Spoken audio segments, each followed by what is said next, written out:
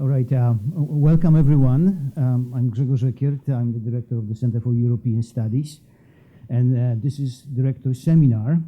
We used that platform to discuss the most important challenges for Europe and for the European Union. So this year and the past year, we had a number of discussions about Ukraine crisis and Eurozone crisis. Unfortunately, we start to discuss one crisis after another crisis, and it somehow never ends. Now, as you know, and you are probably very well aware of this, that the Greek drama is being played again at the center stage of the Eurozone. 5 years and 300 billion euros later, it seems that there is no significant breakthrough in resolving the crisis, which really started 5 years ago. And I think that the timing for this seminar could not have been better. It's a real cliffhanger. As you probably are aware, Greece just requested the extension of the deadline, which was today for delivering the state reform packet to what used to be called Troika and now are called partners. So the deadline is tomorrow. Now it's very difficult to figure out really what is going on in the negotiations. The fog around them is very thick one, and it's very difficult to say not only what's going to happen tomorrow, but also what are the positions and what are the real negotiations taking place. Now, to cut through that fog, we'll have three really great experts who know a great deal about all those issues which are at stake in the negotiations today and in the coming years. Now, let me introduce briefly our speakers. Dimitris Keridis is a professor of international relations at Panteion University of Social and Political Science in Athens.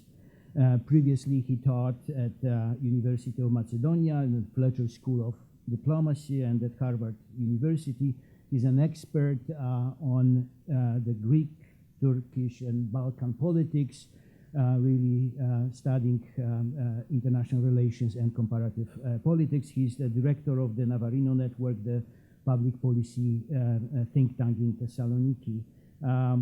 Dimitris was the funding director of Kokkalis program on Southern and Eastern Europe at Harvard Kennedy School of Government. Our second speaker is Professor Dante Roscini. Professor Roscini is a professor of management practice at the Harvard Business School. He joined business school in 2008 and published a number of cases and notes related to sovereign debt and monetary policy and central banking and international investment. One of those case studies was focused on Greece squarely. For the previous 20 years before joining the business school, he worked in the investment banking. He had senior positions in Goldman Sachs, Merrill Lynch, and Morgan Stanley. And our third speaker is Sir Paul Tucker, who is the senior fellow at the Mossavar-Rahmani Center for Business and Government at Harvard Kennedy School of Government at Harvard Business School. Paul Tucker was the deputy governor of the Bank of England from 2009 to 2013, so through the most difficult moment for Europe. He's been working at the Bank of England for the last 30 years, holding very important positions in all those areas which are responsible for monetary policy strategy, market operation, financial stability.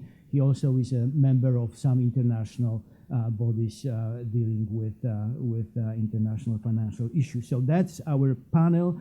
Our panelists will have short presentations, around 10-15 minutes, and after that we will have the discussion. Now this event is being taped, so when you ask the question later on, please wait for the mic and hold the mic so we can we can register your questions. So here it is. Dimitris is our first speaker. Thank you. I'm delighted to be here with you. Really, I would like to thank Professor Ekiert and my dear old friend Elaine Papoulias for making this visit possible.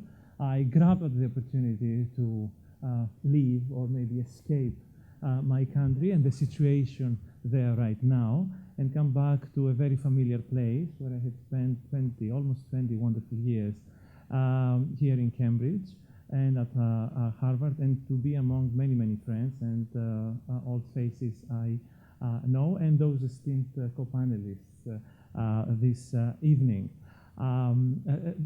Sometimes there are a few rewards to be a Greek professor, not many. I mean, our salaries have been cut in half, our taxes have doubled the last 5 years, but we get those beautiful invitations to great places like Harvard to come and talk about our country. I'm really grateful for that. Now, I have a few points, and then I have a slide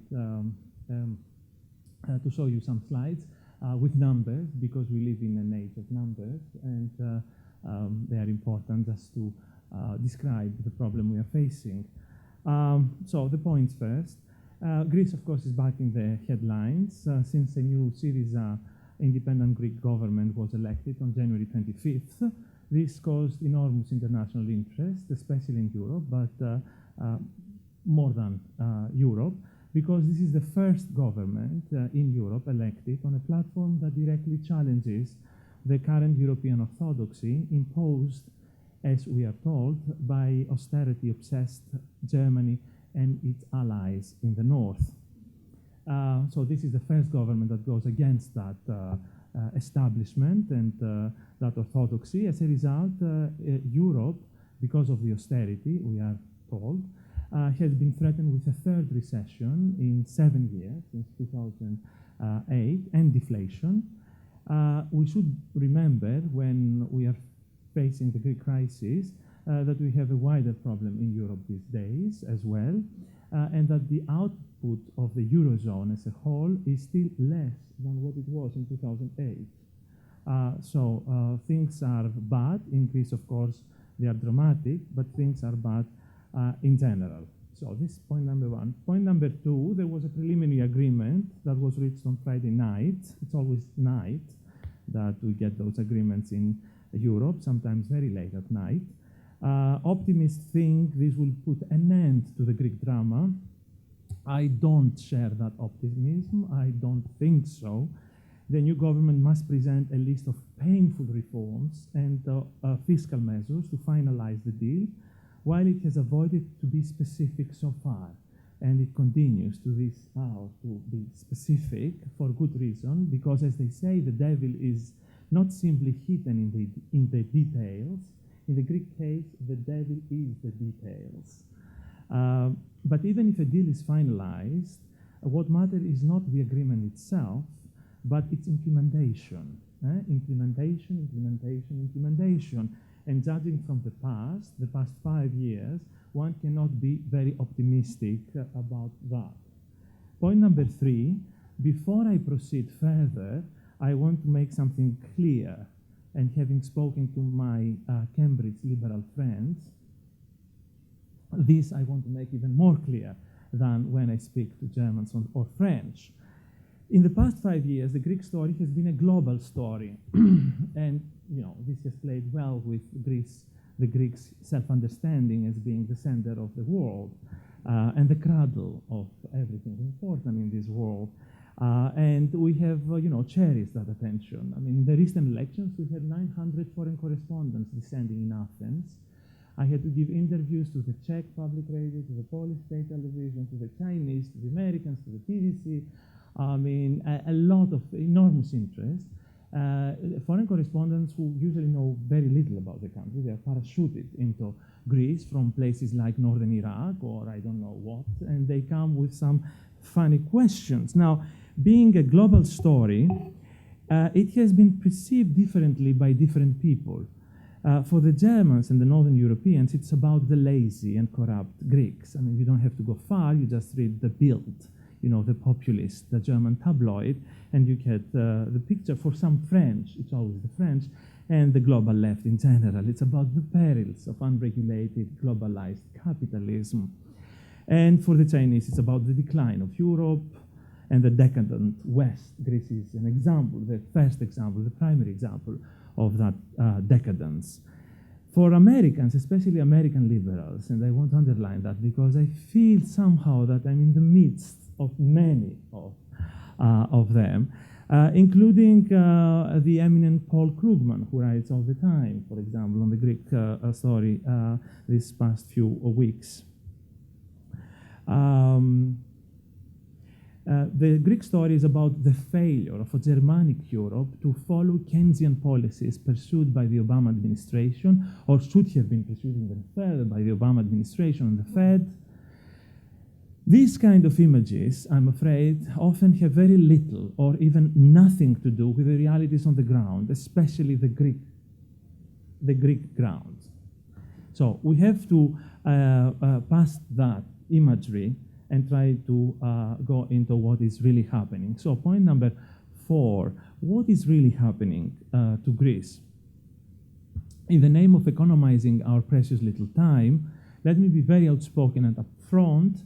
The new government is no friend of Keynesianism or social democracy. Actually, many of its people think of social democracy as a betrayal of the revolutionary left. The new government follows a long and cherished tradition in Greek politics of populism and nationalism, ethno-populism as I call it, with the difference being that it carries this to the extreme. It got elected promising all things to all people, and therefore it has undermined its legitimacy from the start.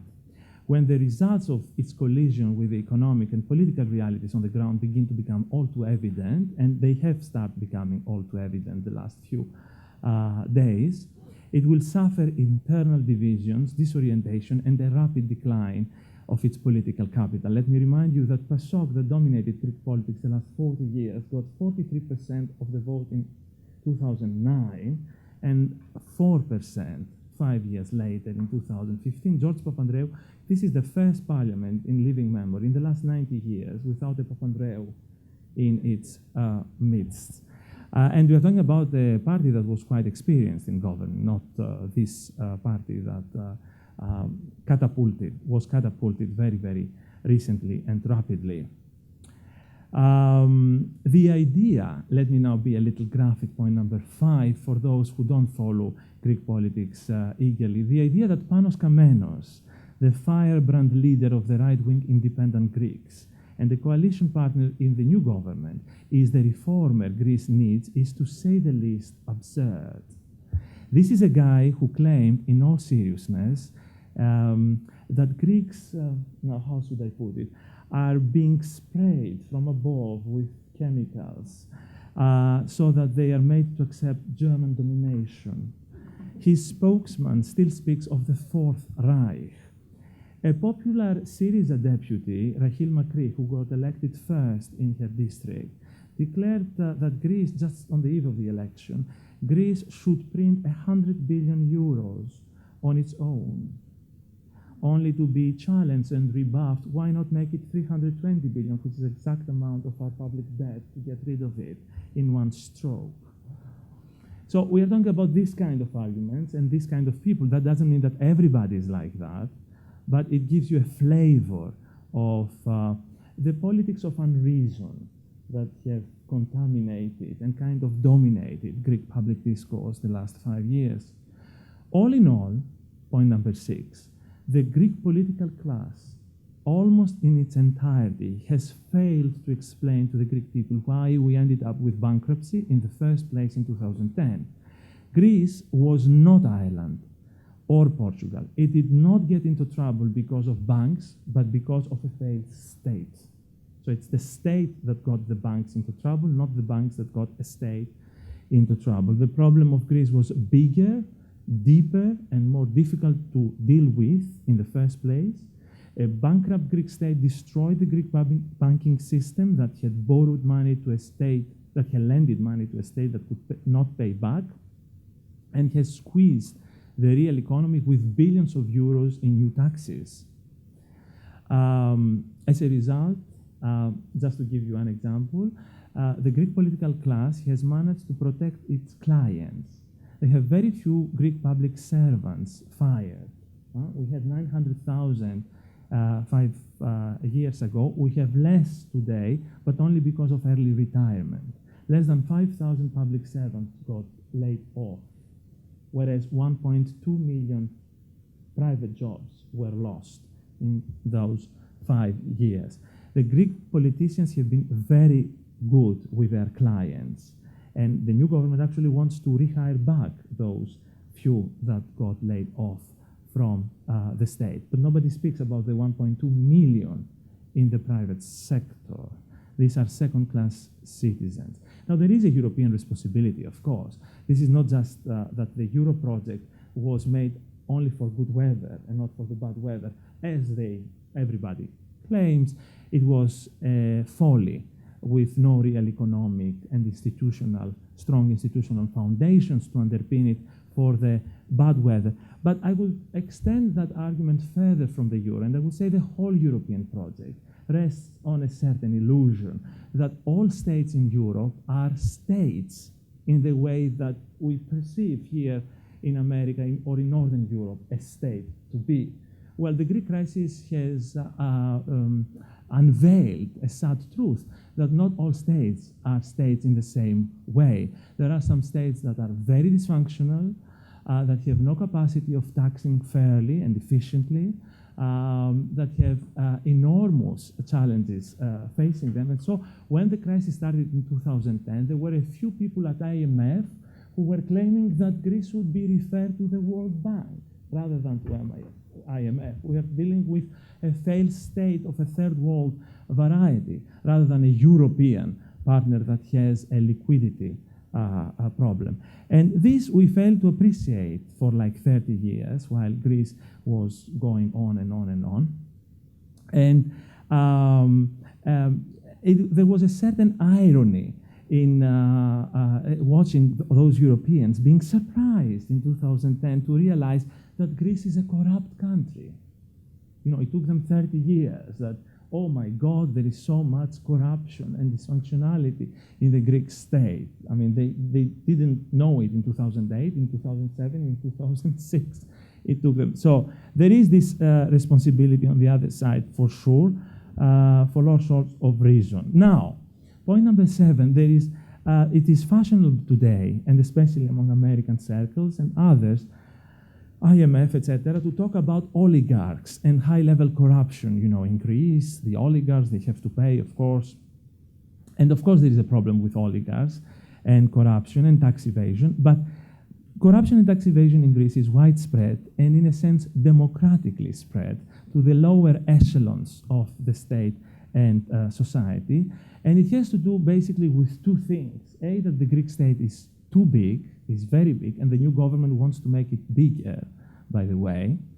And it intrudes in all sorts of activities. You need, we had a big investment some 10 years ago in Costa Navarino in the Peloponnese, a hotel resort, the biggest in the Mediterranean.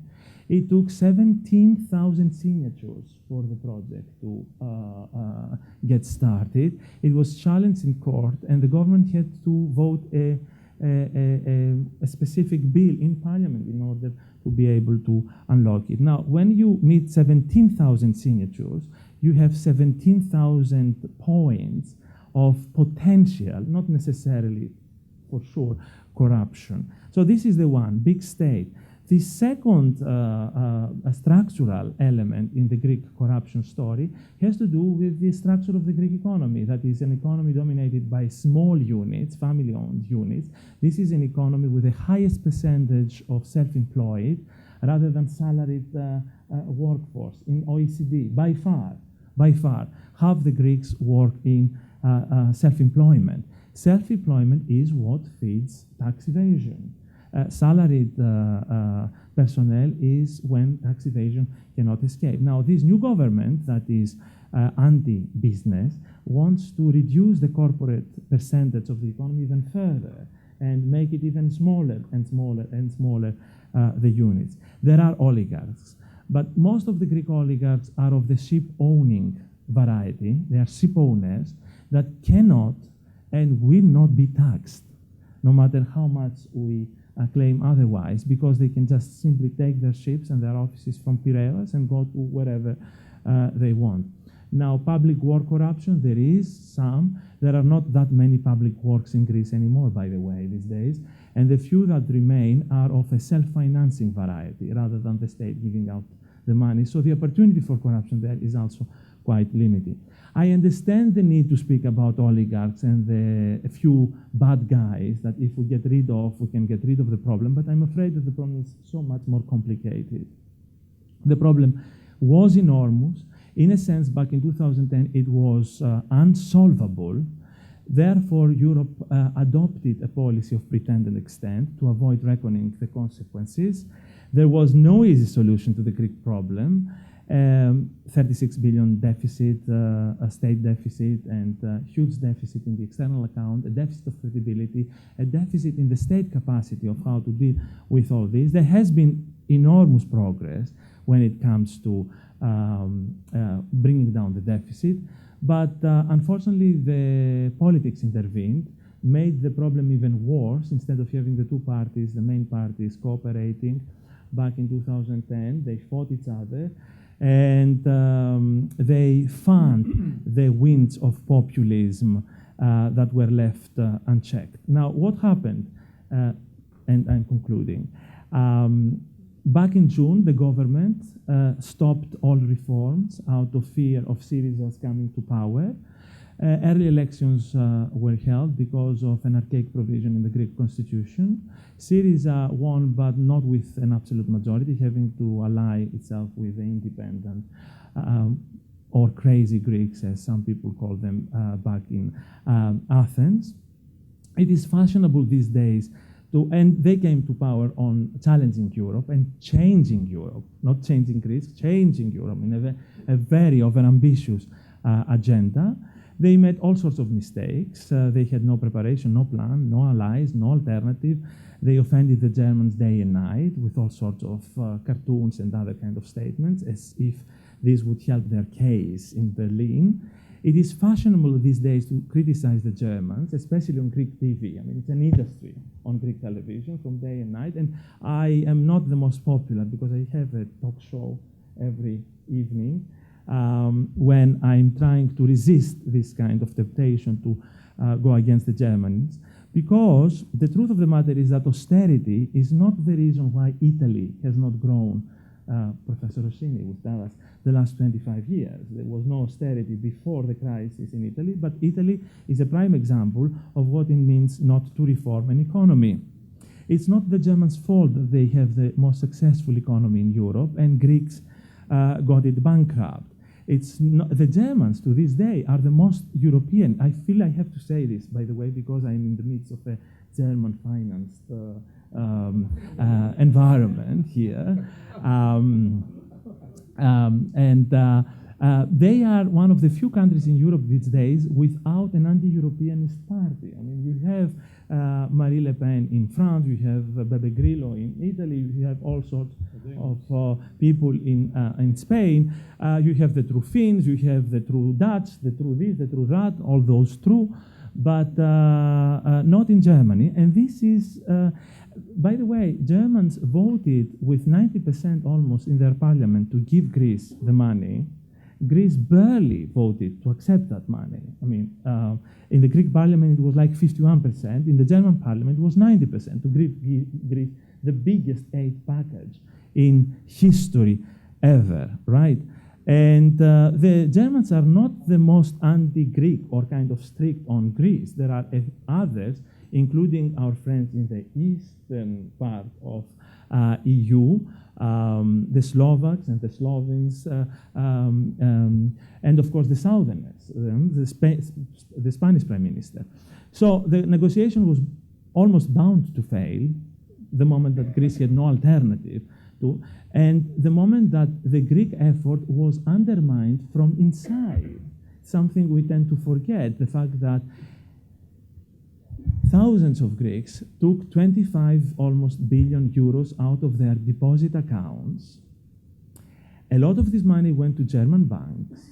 The same Greeks took a flag and went into the squares of Greece to protest Germany, and Germany imposed austerity. The same Greeks who took the money to German banks undermined the government's effort, etc. So, where are we now? We have a few pluses on our side. Basically, the costs of failure are so big for both sides, especially for the Greek side, that this brings us to our senses, in a sense. Europeans have invested heavily on Greece, almost 240 billion these days. They don't want to lose their money. Nobody can say with certainty what the consequences of a Grexit might be. And Europeans, especially Merkel, are very conservative and don't want to play with those risks. And thank God there is Ukraine and the geopolitical risks, which I think played a catalytic role in the negotiation. Merkel and the other Europeans did not want to open up a new front when there is that confrontation with Putin in the east. And the geopolitical card helped the Greek negotiations significantly.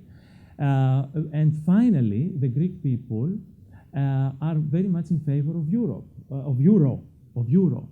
And Greece is not only an example, as it is often portrayed, of the troubles of Europe, it is also an example of the resilience of Europe.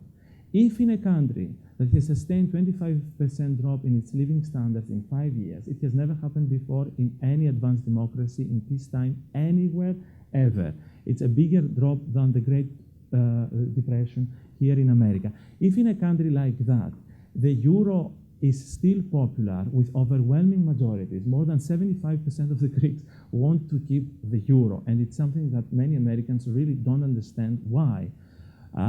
It shows the resilience of the project and the deep political roots. I hope that this, the negatives that might come out of a failure, will continue to constrain this unhappy marriage, and will continue to prove that this is, after all, a Catholic marriage, where divorce is not an option. Thank you. Well, you are an optimist, not Cassandra. I can show you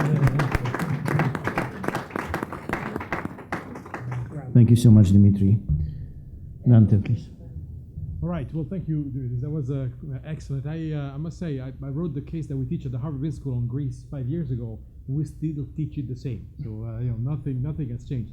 So I have a few slides. I'm going to go quickly on these, just to underline what Dimitris was saying. The narrative in the public press has been very much one of, we vote against Germany or for Germany. The help that comes from Germany comes in a terrible way. I mean, these are some of the cartoons that we've seen. And in the whole debate preceding the Friday almost deal, because we don't know yet, has been about pitting strong austerity against the risk of Grexit. And this has been pushed all the way to the brink. But in some ways, I personally think that it's not necessarily the right debate at all. This whole idea about austerity, what is fair to the Greek voters, I think that misses the point in many ways. And this is an important point, because the resolution of the Greek crisis, which we haven't seen yet and probably won't see for some time, will influence the way that the entire Eurozone will actually evolve. And there's a number of other countries, including mine, but Spain and others, that are on the verge or have started to implement major structural changes, and that will influence the way they're going to think. So the deal on Friday, you saw the deal on Friday, of course. We can be here debating what was achieved or not, but the bottom line is that essentially, I think the government of Greece mostly got some semantics changed, but fundamentally had to agree to conditionality, had to agree to stick to a program in order to get this extension that they ultimately got for 4 months. But it is ultimately a kicking the can down the road, like the Eurogroup likes to do often. In fact, the real problem is, if you look at the debt repayments that the Greek government has in front of it, 4 months will push us to essentially the same point. We're going to have the same problem. In fact, a bigger problem potentially facing the Greek government in terms of finances 4 months from now. So the next 4 months are crucial in trying to find what an actual solution will be. There's been a lot of talk of Grexit, of course, of exit from the euro, and it's interesting to see, if you look at the Google searches about exiting the euro by Greece, they're basically back at the level that they were in 2012, which I thought was an interesting statistic. Here they look for Grexit. They used to look for exit of Greece because they hadn't used the term yet.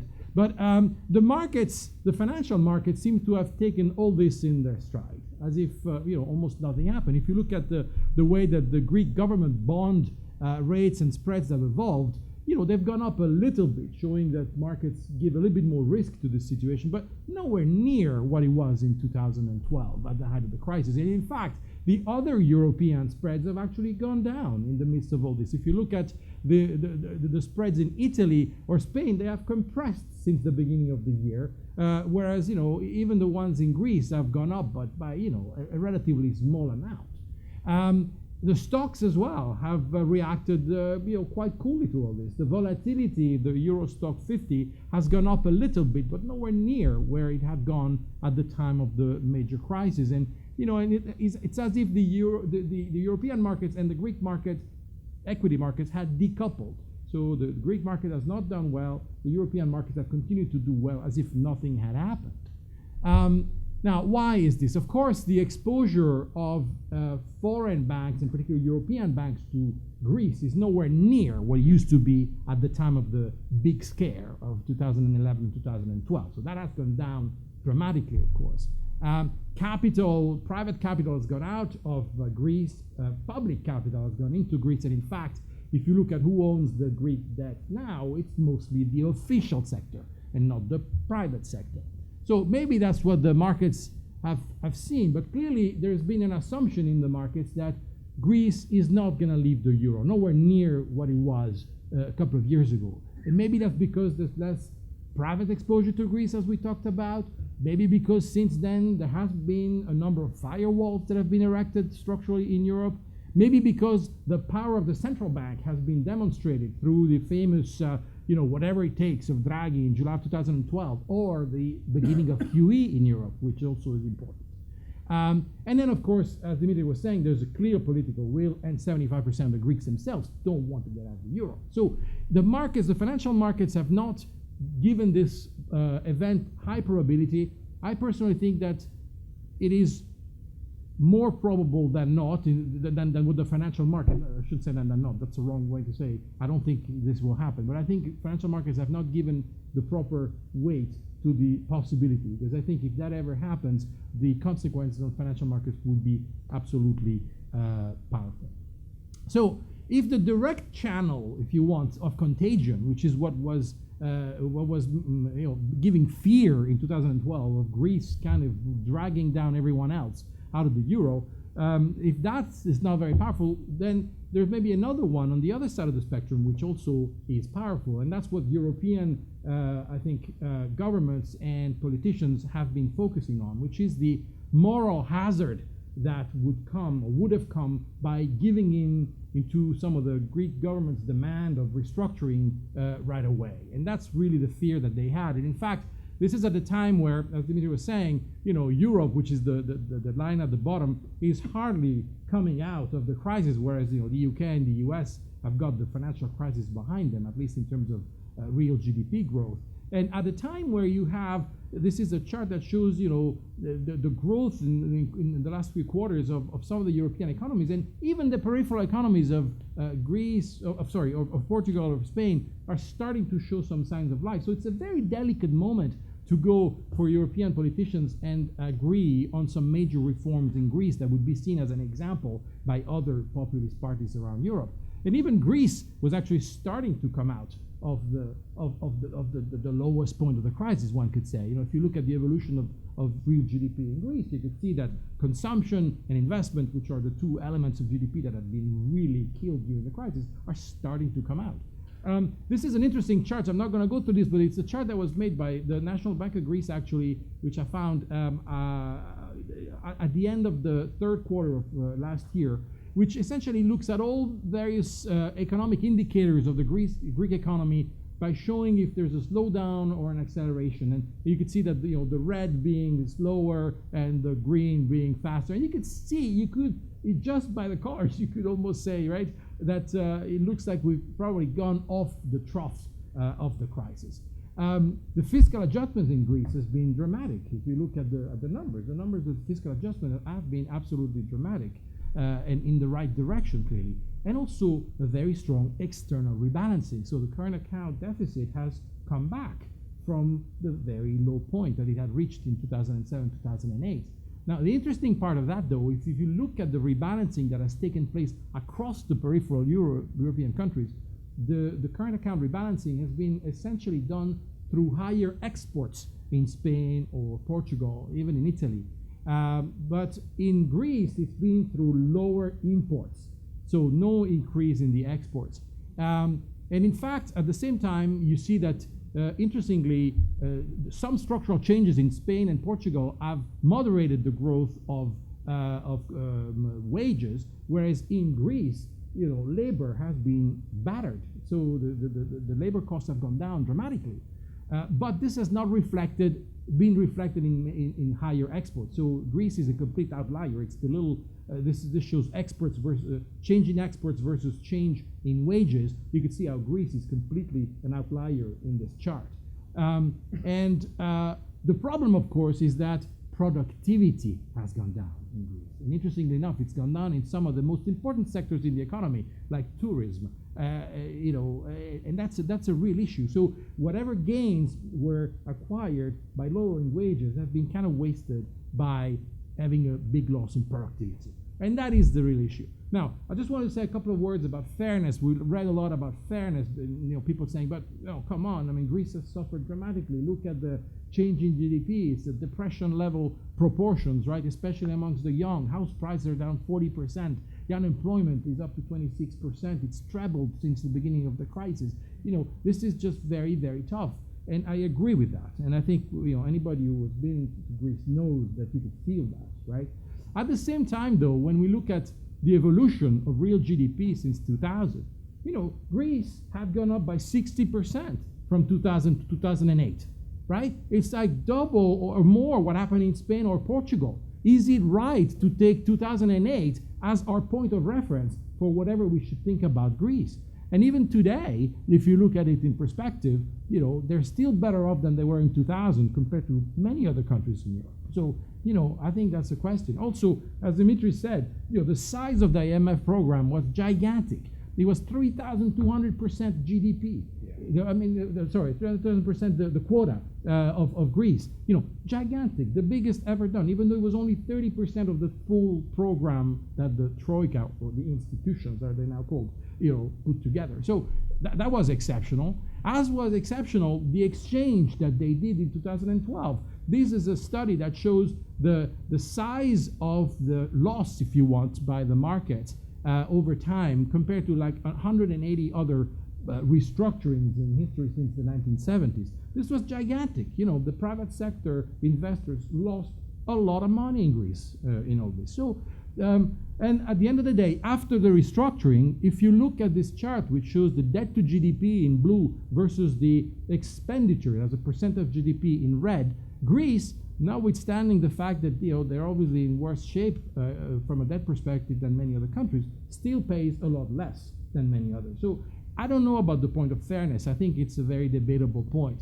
Now, the program objectives, of course, when they were put together, was to eliminate fiscal and current account imbalances, which some of it has happened, regain competitiveness, which clearly hasn't happened, maintain financial stability, question mark, and boost growth and employment, which clearly hasn't worked. But a lot of it is, if you look at what happens, and I think we heard some of this in Dimitris' speech, some of the vested interests have been opposed to any changes, and the burden of adjustments was not shared evenly across society. So you had people who suffered more than others, inequality went up, and little progress was made in checking tax evasion, which has been obviously endemic. And so to finish, I would say, I think in many ways we've been having, in the press at least, the wrong debate. The real debate should be, how do we help Greece, and that goes for other countries in Southern Europe, to do the things that they need in order to find growth, because only growth will actually abate some of the issues that we have in front of us. How do we help them get less rigid product and labor markets? How do we help them making sure that investors look at them with the eyes of stable political and regulatory environments, which they need in order to put their money there? How do we encourage investment from abroad? How do we help them deepen the capital markets? How do we help them get better in terms of education, of meritocracy? The things that we know are necessary in order to find growth again. I think those are the big question. And if you look at the ease of doing business rankings by the World Bank, these are the first 100 countries in the world. I have put down with the little red arrow down there the Eurozone countries. You could see we're still nowhere where we should be. The spread is still enormous amongst these countries, and unfortunately Greece, of course, is the orange bar, which is the last of the European, the EMU countries in that respect. So that's a problem. So what are the scenarios going forward, which is the title of our talk? I don't know. I can certainly think of 4. One is that Tsipras becomes Lula, and all of a sudden gets enlightened and walks in the right direction, does some of the things he has to do, enough that he can convince some of his European partners to actually put together a third bailout, because you're going to need one, in order to, in 4 months from now, look at the future with brighter eyes. The second possibility is that, given all you said, is that Syriza finds itself in trouble, and that this might lead to even new elections. And if that were the case, then I am not in the business of political prediction. So, but certainly big uncertainty, I would say. And then there are the options that we don't really want to think about.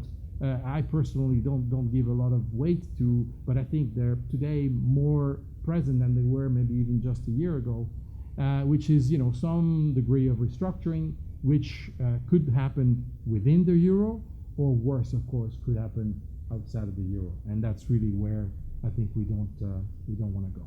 So I'll leave you with this is for Tsipras something to consider. Galbraith said, politics is not the art of the possible, consists in choosing between the disastrous and the unpalatable. So I'll leave it there. Dante, thank you so much.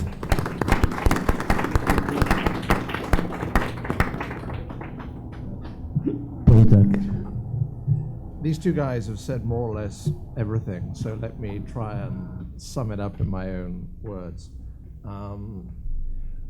One of the foundational texts of the Western world is, of course, the Oresteia, and everyone in this room will remember what happens. There's a series of moral calamities and contingent calamities, really bad ones, and the protagonists flee to Athens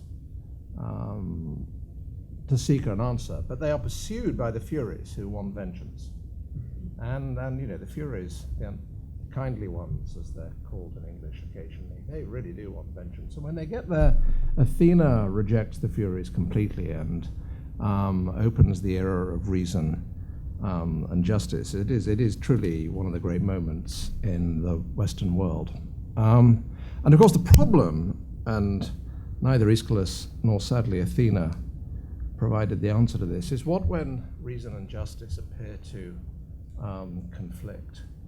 And I think the reason that the problems of Greece have captured the global imagination is not just because it has the potential to crack still really the second largest economy in the world, which would be quite significant, or not even because it poses geopolitical problems, with which I conclude, but because it appears to bring into severe conflict the dictates of reason and the dictates of justice.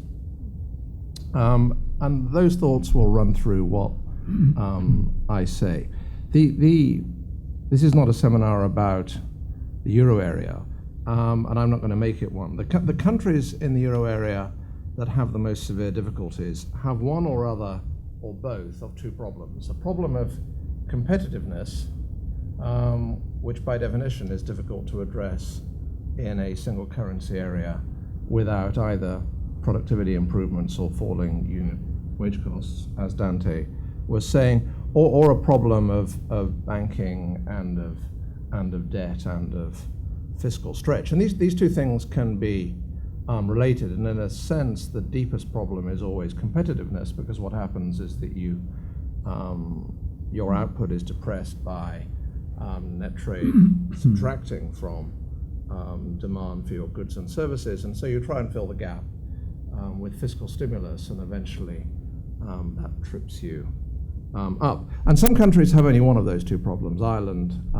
had banking and property and debt boom and bust. It did not have a problem of competitiveness. At least during the acute phase of the crisis, Italy had a problem of competitiveness, but not really a first-order problem in its, underlying first-order problem of its banking sector. Spain had both, and Greece had both. And it is against this background, plus the one other fact, the special factor, which I will come on to, that has created the perception of Grexit. And by the way, in terms of your perception, the probabilities of Grexit were higher than the financial markets are discounting. It is worth reporting that in the key London bookmakers, and the London bookmakers are kind of bolted into financial markets, at times during last week, they were discounting a probability of 30% of Greece leaving the euro area, which has since fallen back. Now, having said that, I want to bring a thought experiment to the table. So this is reason rather than justice. And the thought experiment is that Greece is not part of the euro area, but it has the same problems. And if anyone needs to be persuaded that that's not a logical impossibility, imagine that Greece had a peg to the euro area, but the peg is just broken. What would have happened in those circumstances? Greece would have had a problem of internal and external debt and the balance of payments problem, and they would have gone to the IMF, and the IMF would have provided assistance, and they would have set conditions on that assistance, and the conditions would have been tough and unwelcome to the people of Greece. Why wasn't it just an IMF program? Well, it was because what the rest of the world, and the rest of the world is now the world outside of the euro area, or indeed the world outside of Europe, points out, is that if you take the euro area as a whole, it is in more or less external balance. And why on earth should the people of China or of the United States or of Australia or the Middle East, or indeed my own country, which chose not to be part of the euro area, contribute via the IMF to supporting the problems of Greece, of the euro area as a whole? It is a distributional problem within the euro area. That is why the Troika exists. And the people who are angry with the Troika, in a sense, need to do the thought experiment, if at least this gives them 3 people to negotiate with, rather than the much more awkward prospect of negotiating with just one unified force. Now, the extra factor, of course, as has been said very eloquently and with first-hand knowledge, but I have second-hand knowledge of this, is that Greece has an extra problem as well, which is that it has very weak state apparatus.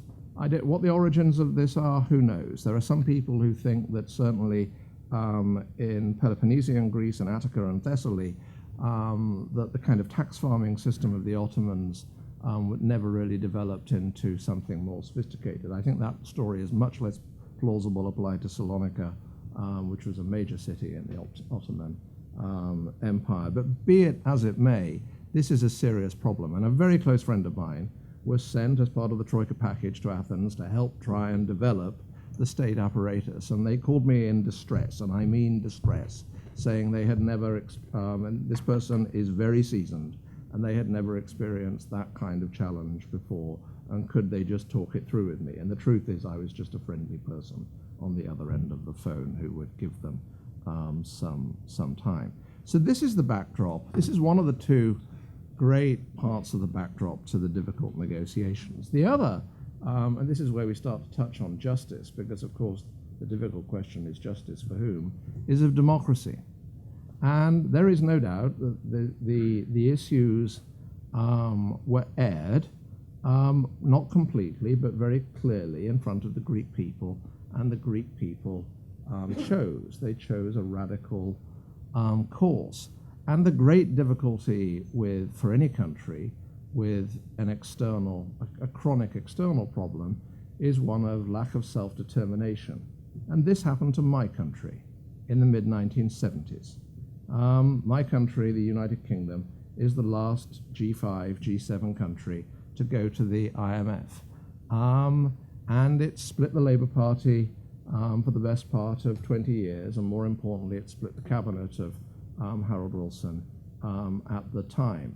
And there is no way that Harold Wilson or his successor, Jim Callaghan, could go to the country and ask for a mandate that did not comply with the conditions that were going to be set by somebody outside, unless we wished to resort entirely to autarky and a redistribution of wealth and burden within the country. That is, one maintains self-determination in that sense, but where all the options are bad.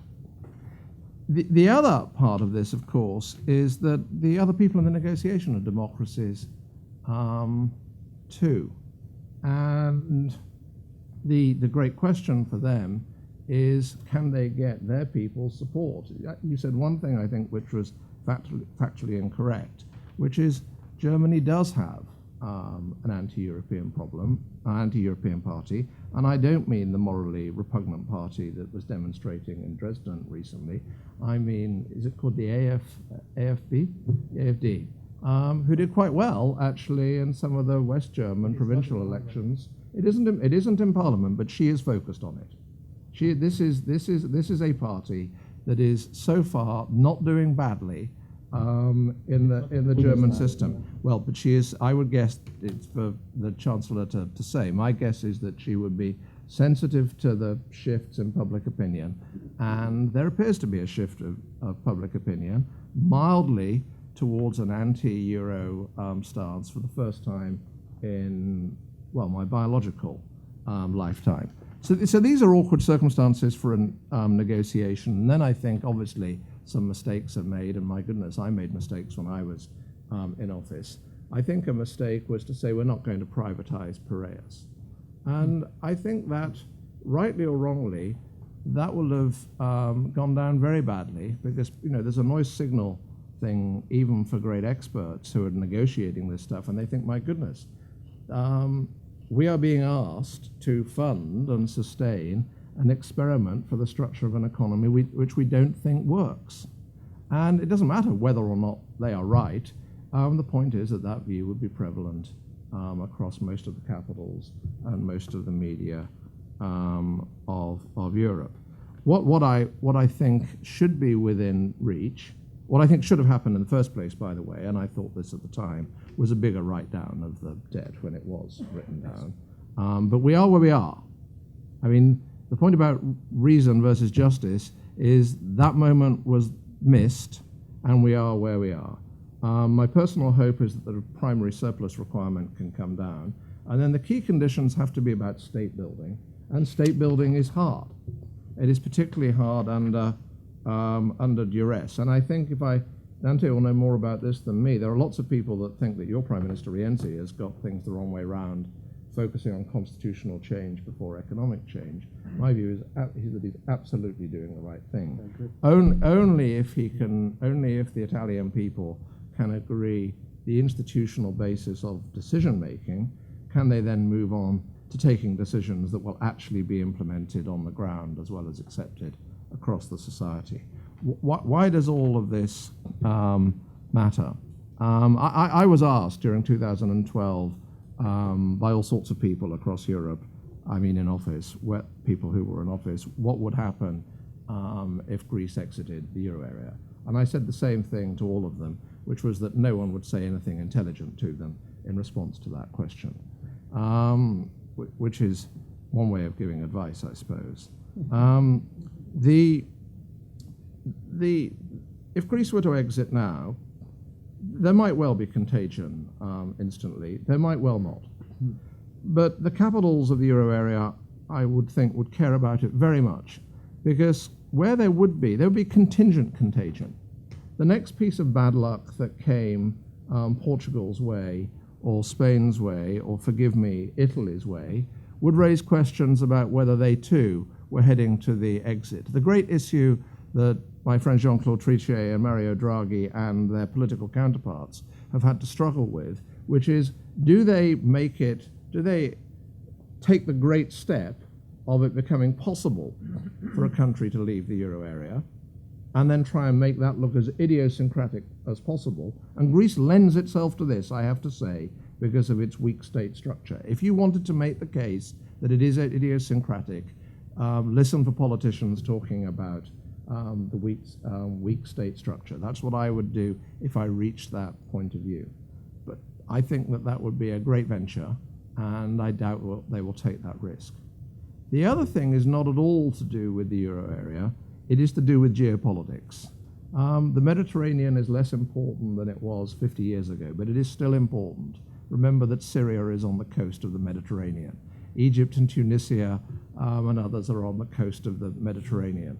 Libya is on the coast of the Mediterranean. People have cared about the access of the first Soviet Union and then the Russian armed forces through the Bosphorus into the Mediterranean, and people have cared about access into the Middle East, where so much of the world's energy comes from, for as long as we remember. Bringing my beginning and my end together,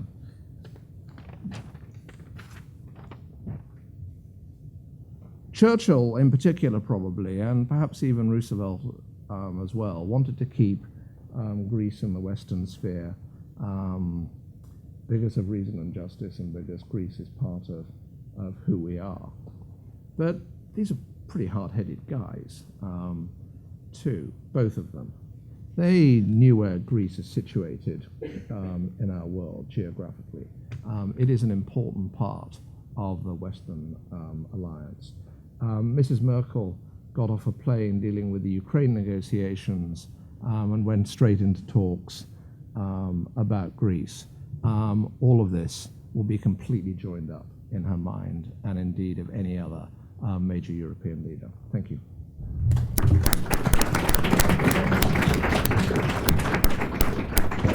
Thank you so much. We'll open the floor in a moment, but let me ask a question to three of you. I think very little has been said about Germany in the context of our enlightening conversation so far. Dimitris was kind enough not to bash the Germans in Bush Hall, but I wonder how would you answer the question that the situation developed in such a way in Europe that Germany starts to have a little bit too much power, and how that power really resides vis-a-vis the institutions, right? The central bank and commission and so on. It seems that there is some sympathy to Greek position in many other capitals, except for Berlin and some other northern states. So is there something within Euro, and is it something about too much power on the German side which really affects what is going on now with negotiations and with potential outcomes of negotiations? Dimitris. Okay.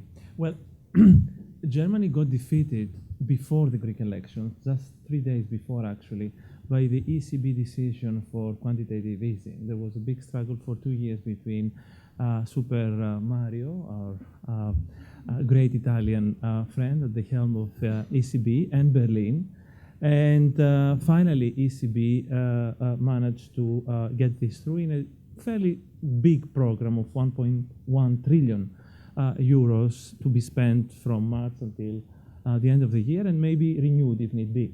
There is for sure many arguments in favor of a more expansionary policy. And Krugman and the others who speak of a Keynesian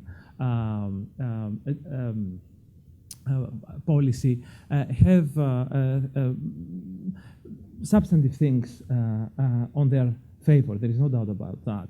When France and Italy can borrow from the market at the lowest rates in living memory, why not do so to bring down unemployment?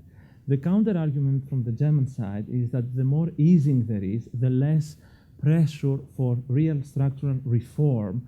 And I don't blame the Germans for that if we judge from what has been happening in France and Italy the last 20, 30 years, let alone the rest of the southern periphery. So, but this is not an argument for Greece. It is an argument for the rest of the Eurozone that can still have access at enormously favorable rates from the markets. Greece is not in the market. It has, like the famous Tennessee Williams heroine, Blanche Dubois, to depend on the kindness of strangers. And the more it is outside the market, the more it will have to depend on the Germans and the others. Greece needs to go into the markets.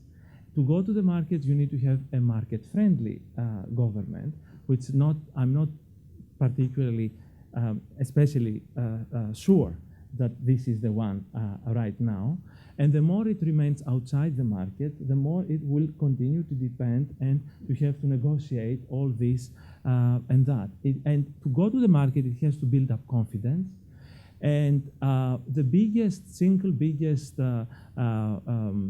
thing against Greece the last 5 years has been Grexit. Grexit is not simply talk, like we talk about it. Grexit is the most poisonous thing that can happen to the effort of the Greek people. We have paid for the Grexit talk very dearly. Instead of having a 25% drop in GDP, we could have just 10, 12%. The other half, I claim, the other half of the drop was because of the collapse in confidence in Greek economy, the flight of capital, and we relieved this scenario the last month with our own responsibility to bring back Grexit, which we just did, the Greeks themselves, nobody else did it. We did it to ourselves. It's catastrophic. And it's totally, how should I say it, disrespectful of the 1.2, 1.3 million Greek unemployed people, especially young people below the age of 40 without jobs. Because basically you seal their fortune with this Grexit thing. I can go on and on and on, but I don't want to. Do you have any thoughts about the Yeah. German policies? Yeah, I think, that's obviously, when you talk to people in Europe, you do get a sense that within the European institutions, the German voice has got a different weight than anyone else. I mean, at the end of the day, that's my feeling when I speak to people. On one hand, one could say, well, money talk. And they are the biggest creditor and the biggest contributor to everything in Europe. But on the other hand, I think that very often, or maybe too often, we tend to bash Germany and put them on the boat of the austerity and and all that. But we don't often enough ask ourselves the question: well, what have they done right? And is there anything that they've done that maybe other countries should look at and maybe emulate or understand? And when I look at the way that their economy and their society has developed, I look at what they've done in terms of fostering innovation, what they've done from a macroeconomic perspective in terms of fiscal balance, in terms of the way they've handled their wages. Remember, they used to be the sick man of Europe not too long ago.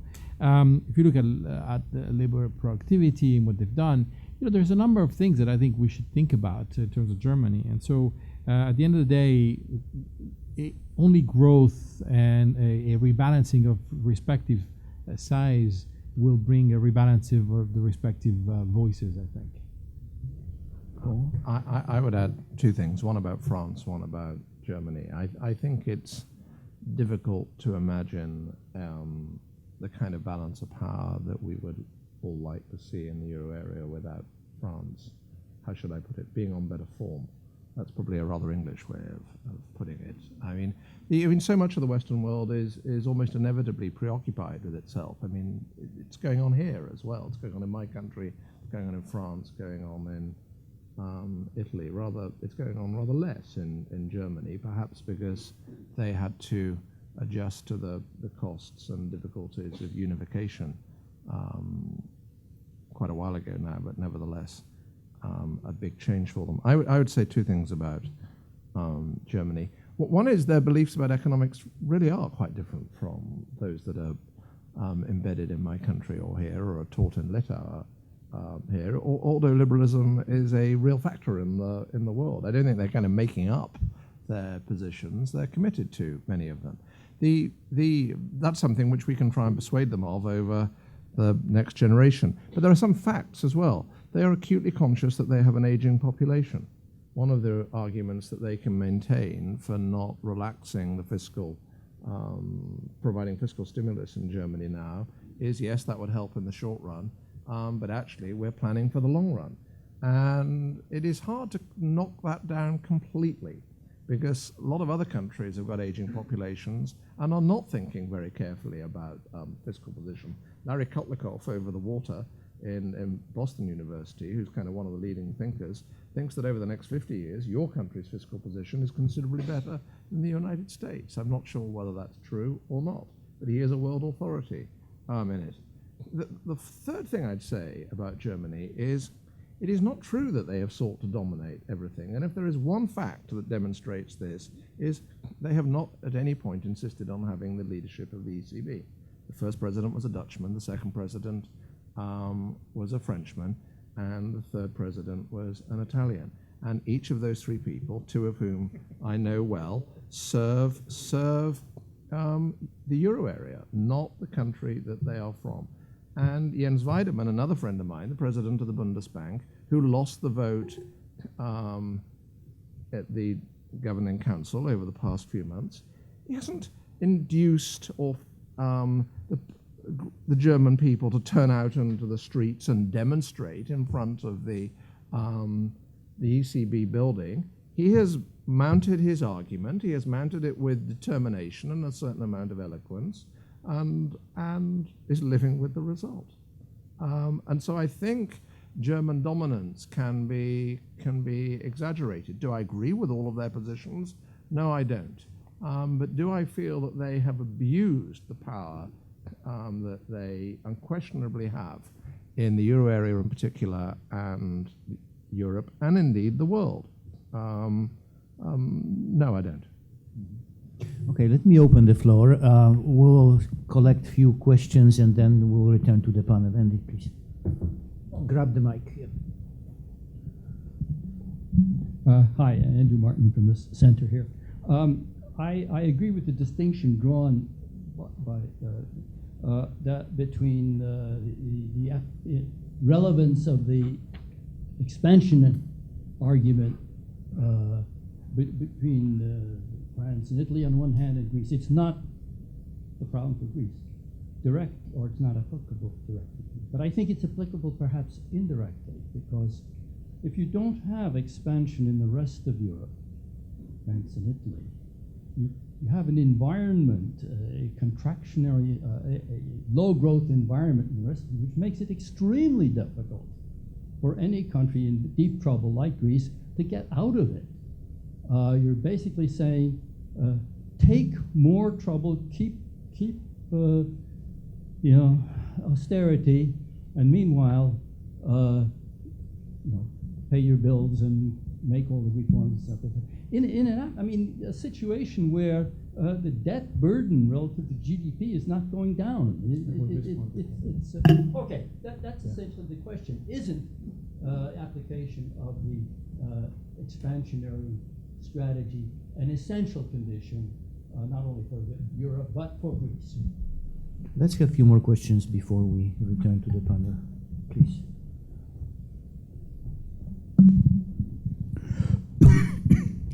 Thanks. Jed Schwartz, a writer.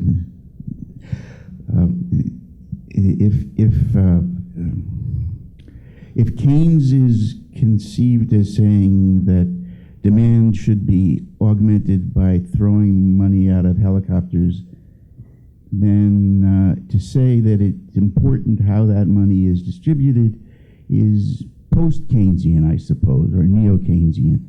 And that's what I would argue is needed. The problem, as I see it, with all due respect to the eminence of the speakers, is that we have a demand deficit, and that the problem is that the losing countries in Europe have been unable, have attempted to close the competitive gap by cutting the wages of their workers. And that's resulted in a demand pool deficit, which continues to stifle growth.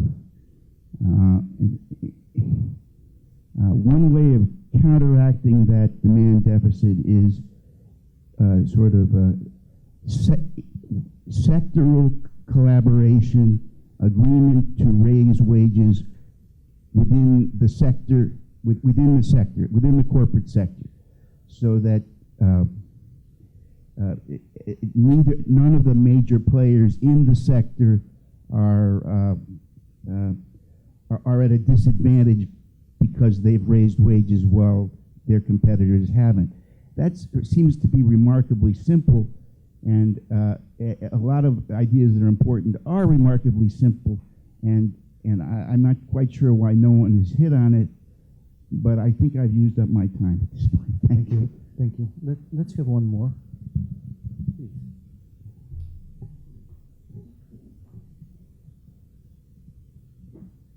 My question is, I'm Max Roscini. My question is mostly for Syriza. You describe the situation almost from a game theory perspective, and it's especially interesting given that certain members of the Greek government are very versed in game theory.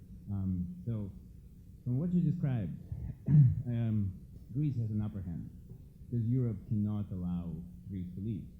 And on the other hand, you have Greek government, Tsipras and his party, and especially the independent Greeks, who cannot allow themselves to be overthrown basically 2 weeks after they got elected. So Greece seems to me that Greece is in a winning position in this game because you have Spain and Portugal and all the periphery watching the situation, and you can see that because Mr. Rajoy was especially critical of Greek position for the right reason. So maybe you can sort of and you brought a very good argument, I thought, about the geopolitical angle.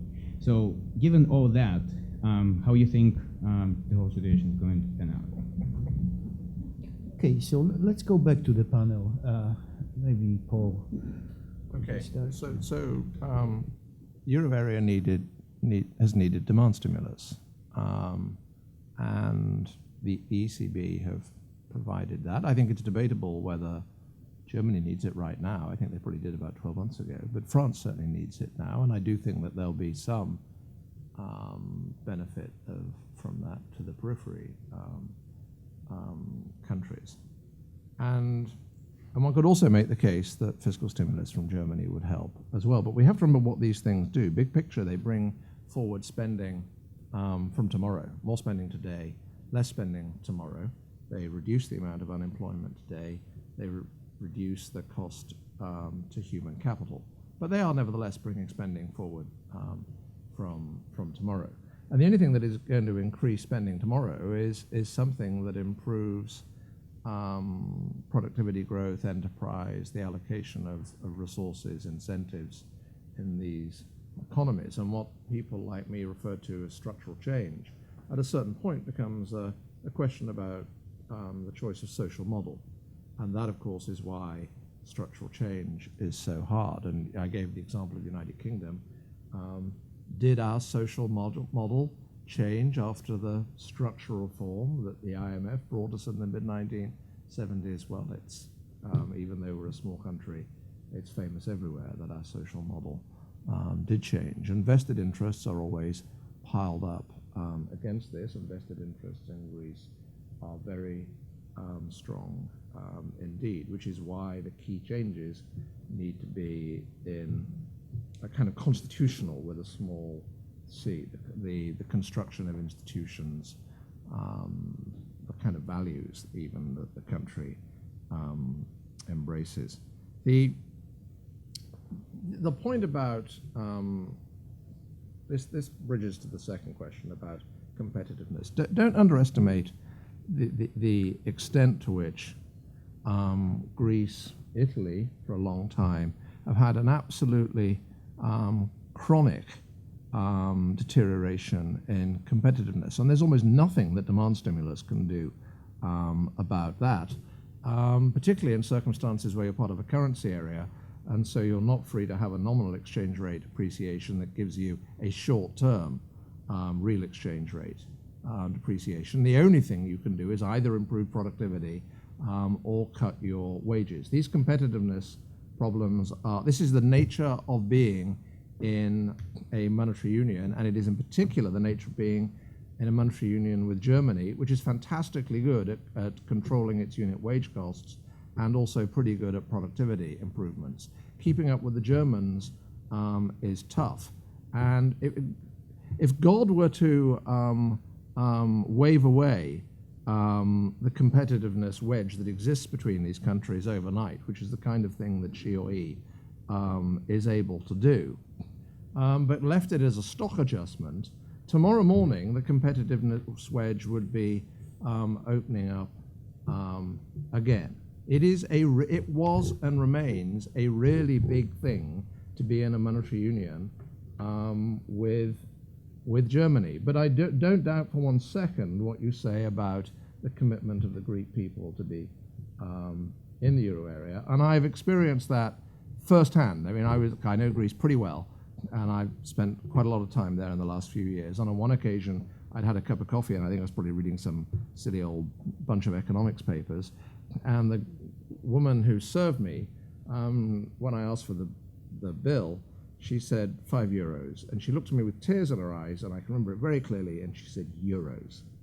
And, you know, this matters to the Greek people, but they want two things. If they want that, they are going to have to embrace wage discipline for a while and then productivity improvements, and that's tough.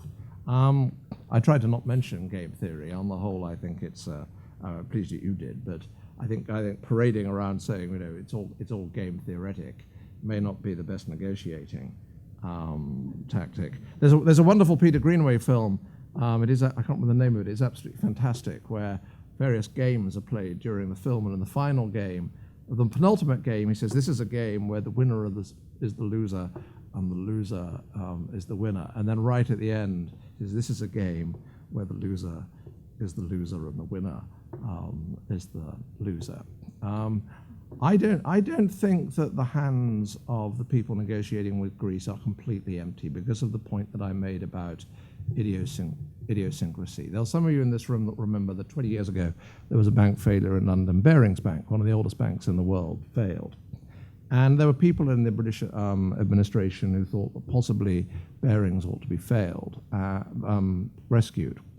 And Eddie George, who was the governor of the Bank of England at the time and a very great central banker, said, no, we don't need to do that. And it was quite an emotional thing in London. We don't need to do that because this is a fraud. We can present it as completely idiosyncratic, and we'll be telling the truth. And this will be believed, and we let it fail. And what you do if you want to let a bank fail or a country fail is that you need to identify with ruthless honesty and ruthless determination why it is idiosyncratic. And there is one dimension in which Greece is idiosyncratic. It is imaginable that Greece could leave without the kind of contagion that I described. But I don't think that they will want to do it. But that being the case, what the Greek negotiators, not just the current ones, but the future ones, need to remember is that Europe, in particular the euro area, is the ultimate repeat game. And Chancellor Merkel absolutely summed this up. And of course, as the head of government of the country that brought us hermeneutics, got to the essence of it when she stepped off that plane from the Ukraine negotiations, when she said it is absolutely essential to stick to the rules. Sentence. In Europe, it is important to compromise. Dante. Yeah, no, I think from my perspective, in terms of Mr. Strauss and what you were saying about the helicopter money, some helicopter money, of course, is coming in the form of QE in Europe, which is late but is there. Increasing wages unilaterally in the private sector is a solution that I don't think can work, to the extent that you would make companies less competitive. They would not earn as much money. Your tax revenues would probably go down overall, and therefore you as a country would be even in more difficult position fiscally, and therefore you would probably make the problem worse over time. And so that's where I don't think that the solution works. I think you misunderstand. You said not unilaterally. Oh. Collaboratively, intersectorally, Right. probably international. Right. The major corporate players. No, I appreciate it. I appreciate it. I mean, I still think that from a market perspective, that's not gonna work. I mean, I don't know. There's ever been an example of that in some ways. So I mean, as much as I'd like to think that there is a solution that could prop up demand, and I agree with you that demand is the problem. I mean, if you look at the how GDP has evolved in these countries, internal demand consumption has been the one that's been hit very, very hard together with investment. And it's just difficult. So we have to hope that Europe is coming to a point where there is some chance of growth. I think if you look at what's happening in the world, the U.S. is clearly behind the crisis behind the U.S. There is growth here. But the rest of the world, questions are open, but clearly we still have some growth in Asia and China, if not of the level that people would like to see. So Europe hopefully can hitch itself to the strain of growth, and with QE and frankly with the oil prices doing a lot of the work, there is, for the first time since the beginning of the crisis, Europe actually has a shot at grasping some of this growth, and I think that would really make a big difference for everybody, including for Greece. Yeah, in terms of trade. Now, I have a few things here and there, and I will say them. I have been thinking about these issues like for 5 years now, trying to see the arguments from one side, the argument from the other side. And so I have come to the following conclusions. Vis-a-vis Keynesianism and growth, in the Greek case, it does not apply, because you have a collapse of confidence. Of course, in a normal situation, if the state spends more money, the economy will grow. Okay, fine. And this can happen in France, it can happen in Germany, and maybe it should happen in Germany. I can even put the verb should.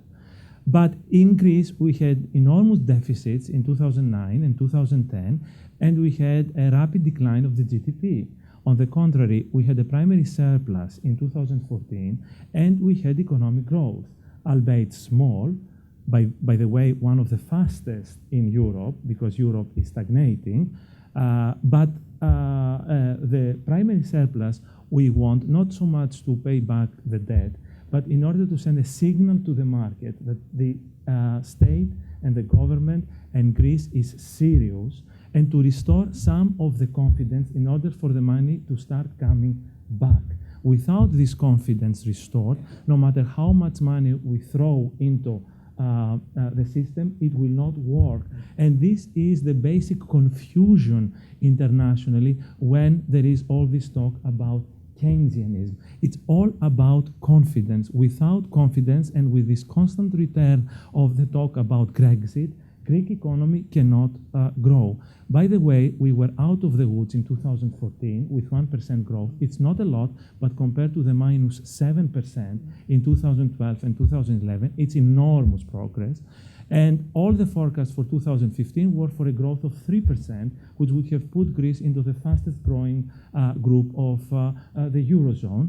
Of course, now this is cut in half out of what has happened the last 2 months, and maybe there is not even any growth at all. So confidence, confidence, confidence.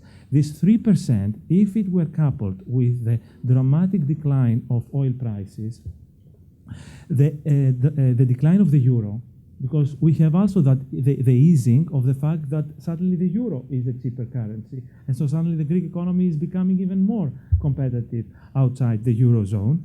And thirdly, if there is a recovery in shipping, because these statistics, I have gone through the numbers again and again, because the numbers always say one truth, but not the whole truth. So the export performance of Greece has not been very good or as expected, primarily because 1/3, maybe 2/5 of Greek exporting revenues come from shipping. And shipping, which is outside the competitiveness of what is happening inside the country, was very badly hit the last 5 years because of the global crisis. So we are taking in half of what we used to in 2008. If this comes back to what we used to in 2008, suddenly you will see a better export performance of Greece than Portugal. I'm telling you because the numbers all the time are debt. Point 4, debt. We keep on hearing about debt. This is another illusion, because we should not count the debt on nominal price. Of course, Greece has 72% of its GDP as a debt, the highest in the Eurozone, the second highest after Japan, etc., etc. But we should count the profile of the debt. In today's money, the debt is almost 60% of the GDP if it is discounted. The fact that you're going to repay it in the next 40 years at very low interest rates make this debt much more sustainable than Italy's. As a result, Greece today, without further discounts, and discounts were promised and might happen anyway, they were in the initial deal back in 2012, is the servicing cost for Greece is less than what it is for Portugal or Italy. So you have a very favorable debt profile. On top of that, you have very low, compared to the rest of the Eurozone, corporate and private debt. I'm not saying that things are rosy, they are not at all. But to focus on the debt and to, is again the populist rhetoric of Greek politicians, basically asking the others, meaning the Germans, to do what they don't do for themselves. It's always in Greece, I'm afraid, not always, often, the debate is about what the others will do for us rather than what we can do for ourselves. And instead of the reforms, there is no, we had an election campaign where there was not a single discussion about what kind of reforms the country needs. All the talk was how to go back to 2008, how to return to a discredited past, to a past that got us into this trouble in the first place. So this is a failure of the first order of the political leaders of the country. And finally, the European responsibility. It is very serious, and there is, I'm not claiming that the Europeans are innocent. It's not what simply is happening these days. It had to do, you refer to the state the weak state apparatus of Greece, therefore. Since we are on a first name basis here in this, I love this American, yeah. I find it incredibly gentle compared with where I'm from. Yes, me too. Although with this new government, we are into, nicknames these days rather than not even first names. So this weak state apparatus has less to do with the Ottomans and, the long history, etc. There is the EU is a culprit to this state apparatus. The easy money that flooded the country since 1981, and this is a story that is not often told, because to be a Greek modernist, a Greek progressive, a Greek liberal like myself, cosmopolitan, sophisticated, educated, Harvard, you are par excellence a Europeanist. So Europe is like the holy cow of for people like me, and we are not often, to attack it. We don't. It's not. But to be frank and sincere, and especially in such a place here like the Center for European Studies, we have to admit to the fact that all this easy money, all these subsidies, and Greece got like 5% of its GDP the last 30 years from Europe directly. Oil and Kostas Lavras, my colleague from Fletcher School, has written extensively on matter of that, has oiled a machinery of corruption, dependency, all sorts of weakening of the state. that for 30 years we neglected, we ignored at our own peril because things were moving and we were we bought in the story and in the myth, in our own myth, that Greece is, we confused growth with development. Just simply because the numbers kept on growing and growing and growing. We thought that Greece becoming more developed. Suddenly the steroids were withdrawn from the testosterone, all this easy money that was pumping into the system of the athlete, either through cheap loans, through the euro, or through subsidies. And the chicken came to roost. This is the Greek way of a chicken game, now that we are into game theory. So the chicken got very roosted, and here we are today dealing with the consequences. And when Juncker and all these people, the high profile from the Commissariat, the Politburo in Brussels, come out in surprise at the state of Greece and of the Greek state, or of Italy, and who are they kidding? I mean, for 30 years they said nothing and they pretended otherwise. So yeah, so I said it. Elaine. Thank you all. This has been really an excellent discussion. I'll keep it brief. I wanted to address a little bit more in depth the Greek political landscape. This crisis has really toppled, let's say, the monopoly of the main two Greek political parties that have dominated politics for the last 40 years. As you mentioned, there hasn't been a Papandreou for the first time in 90 years. There hasn't been a Papandreou in the parliament. What will the crisis mean long-term for the political constellation in Greece?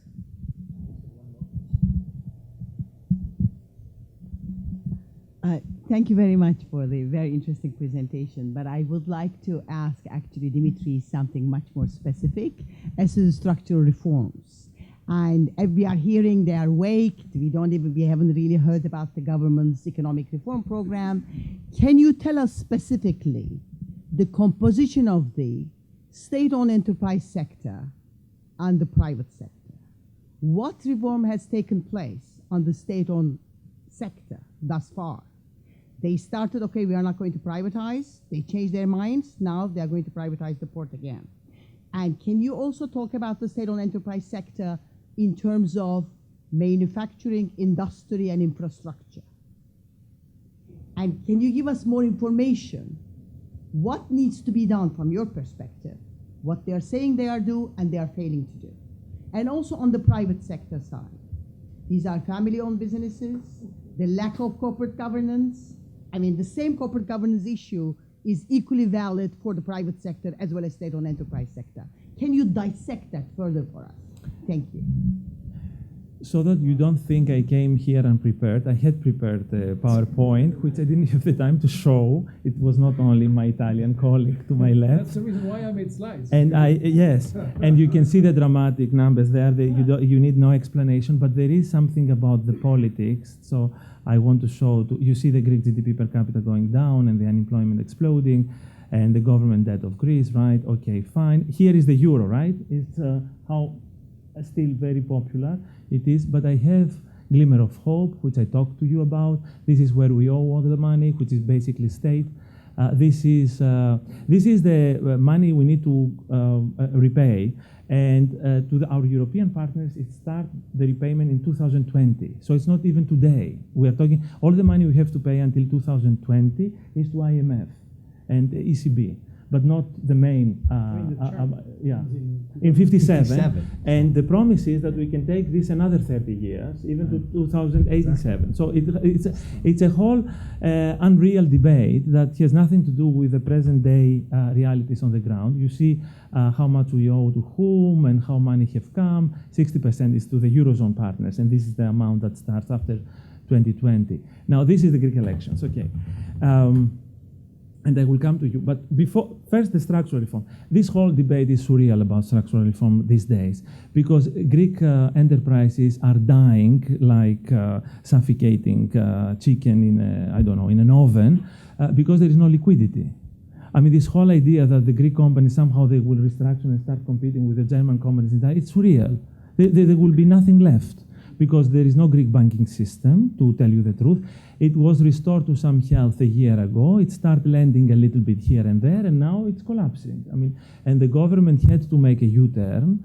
The U-turn happened because of the banks, because that was Friday, and today is a holiday in Greece. They knew that Tuesday the banks might not open, and we will have a Cypriot scenario. I mean, we have seen the scenario unfolding in Cyprus, and in the Greek case, it wouldn't be as calm and smooth as it went for Cyprus. So there was a real danger that this outflow will have a snowball effect and will lead to the collapse of the Greek banking system. But there are no banks. They are only in name these days in Greece. They don't lend any money, and when they lend with 9%. Now, a German firm can borrow 1%, 2%, a Greek firm with 9% when inflation is minus 2%. So the real interest... Is that because the Greek banks don't have enough capital? Yeah. And if so, why don't the Greek authorities just come out and say that they don't have enough capital? Well, the Greek banks were recapitalized, but then $25 billion euros of deposits left the system the last 2 months. They had to go into emergency liquidity assistance, which runs a higher yeah, and I'm sure you know much more when it comes to banking, but I do know, and speaking to Greek industrialists and entrepreneurs, the few left after this cataclysm, that the situation is unsustainable. On top of that, the tax intake has doubled, and for those who pay their taxes, this is huge. I mean, VAT went from 18 to 23%, for example, and electricity costs and all sorts of other costs. So no matter how depressed the wage cost became the last 5 years, the other costs, and wage cost is like 30% of the production cost, the other 70% of the cost went up, and as a result, Greek economy remained externally uncompetitive. And we must do something there. Now, there have been structural reforms. I'm not a nihilist, and I don't want to say that nothing has happened. I will give you one number which nobody talks about. Everybody is focused on the public debt, for example, 172. Nobody talks about the fact that in 2010, the Greek social security system had claims that had reached 900% of its GDP, of the Greek GDP, the claims to pensioners for the years to come. This, thanks to social security reform, which meant, cutting, and making my mother and my mother-in-law go crazy, because they have seen suddenly their pensions, cut in 1/3 of what it used to be. Now the Greek social security system has the best shape in Europe. It doesn't show yet because you have 25% unemployment, and so the intake is not. But when the economy stabilizes and it's in a much better health than the French, the German, or the Italian system, thanks to this very severe axe cutting that happened the last, and so on and so forth. Now the politics, we had, as expected, an implosion in the Greek political system of the kind that we have seen in Eastern Europe in the 90s, these rapid ups and downs in political parties. And in a way, we were unaccustomed to that because for 40 years, we had quite a stable system with the two parties alternating in power. The biggest loser of that situation, as you can see, has been, of course, PASOK, which for many Greek reformers was the main culprit of the crisis to begin with, so it had to pay. Most of PASOK voters, of course, migrated to Syriza today, and Syriza, in a way, is the new PASOK. We cannot go back to the old two-party system when they used to have 90% of the vote, the two of them, and almost all the seats in parliament. We're going to go to a system with many parties and coalition governments, which we were not accustomed to in the past in Greece. What I'm afraid of is that when history has shown that when all alternatives fail, especially when the left fails, the remaining option is the extreme right. I mean, we are seeing this in a way today in France. Now, in Greece, we don't have an extreme right of the French variety. We have a much nastier and uglier extreme right. I mean, extreme right is almost an understatement. I mean, it's a criminal gang or what I mean, a neo-Nazi. I mean, it's you have to see it to believe it. But the Greek politicians of the constitutional, democratic, environment have a great responsibility, and they have to realize that this constant, promising and not delivering, exaggerating and then deflating, using ethno-nationalism against the Germans, the bad foreigner, etc., only plays to the hands of the extremists, especially on the right. I hope I don't have to live the day when Golden Dawn, now it's the third party in parliament, comes second or first, but there is, and it seems a distant possibility right now, but there is a real, risk if the politicians don't stop the game they have been playing the last few years. Thank you. I hope that we could end the discussion on a more optimistic note, but I think the crisis is very deep and difficult. So join me in thanking Dimitris, Keridis, Dante, Roscini, Paul Tucker for this enlightening discussion. We have few more events coming in a week or so. Next week we'll have another discussion about Greek crisis. So there are programs upstairs. When you are leaving on the desk, grab one and come back. Thank you so much.